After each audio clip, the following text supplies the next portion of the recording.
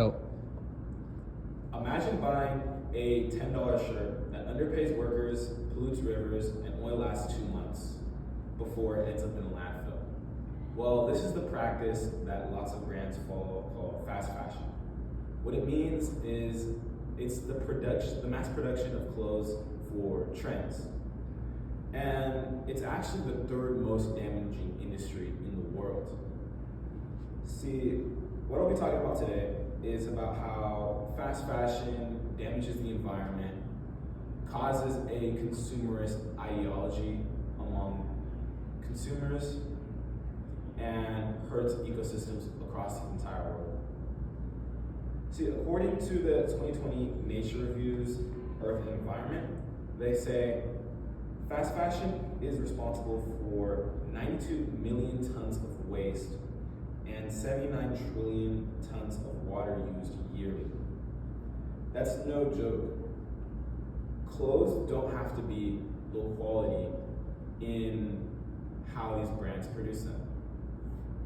But what do I mean by low quality? Well, what I mean is clothes that easily rip, tear, shrink, or become unusable after a short amount of time. See, lots of brands follow this ideology, such as things you guys are all familiar with. I'm sure you guys know Shein, probably get Shein hauls, H&M, Forever 21, Hollister, Aeropostale, all those brands. Lots of those brands produce things that use cheap and underpaid labor and make items with not good construction. Maybe thin, maybe bad stitches. And these clothes that are already low quality and made with low quality labor, they take 10% of the global emissions. So think about cars, think about planes, all of that. All the emissions that come from those, these clothes produce 10% of the global emissions.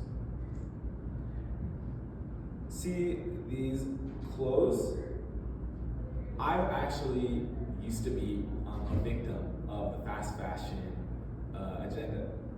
See, I used to shop on Shein, and I bought a couple, let's just say a couple hauls, okay? And I remember after wearing them, thinking that they looked so nice, and then I went to go wash them. They shrunk after the first wash. The shapes were all weird now. The colors were completely different. And some of the shirts that I had, the necklines and the arm lines were all wrinkled and messed up. And some of the items I just had just weren't wearable after one wear. And this issue isn't small. It stretches to everyone. See, a report from the McKinsey report in 2023 said that Zara releases over 20,000 designs a year. And of these 20,000 and the many other items produced by other brands, 85% of all textiles are ending up in landfills or incinerated. Think about that. Of that 20,000, 85% of it is going to waste. See, brands should prioritize creating high quality garments and high quality items instead of making cheap, low quality clothing simply for profit. See, as a designer in fashion, when I design items, I prioritize longevity and quality in my items, unlike these fast fashion companies. And even the United Nations Environmental Program contributes to this statement in which they say that fast fashion neglects green policies and contributes majorly to global warming. And the World Resource Institute also says that for every shirt that's made, it takes about 2,700 liters of water on average for a normal cotton shirt. So think about all of that water being used on all those shirts just to have them sent to some landfill in a foreign country or burned. in some incineration factory.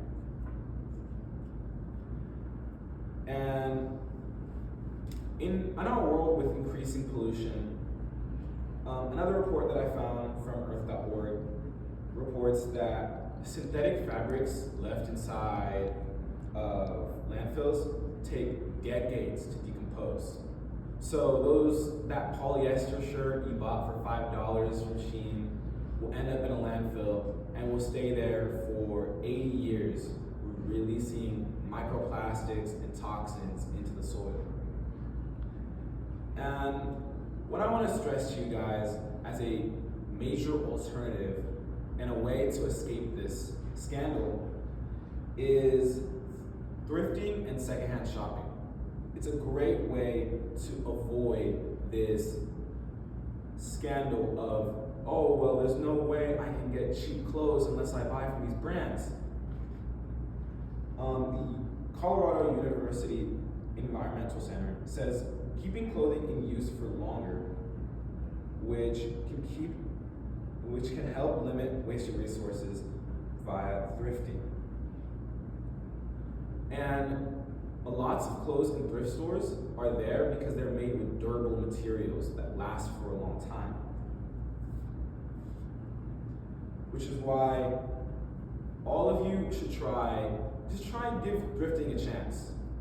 You know, there's lots of affordable things. It's a lot cheaper in most instances than going on some site with some fast fashion brand.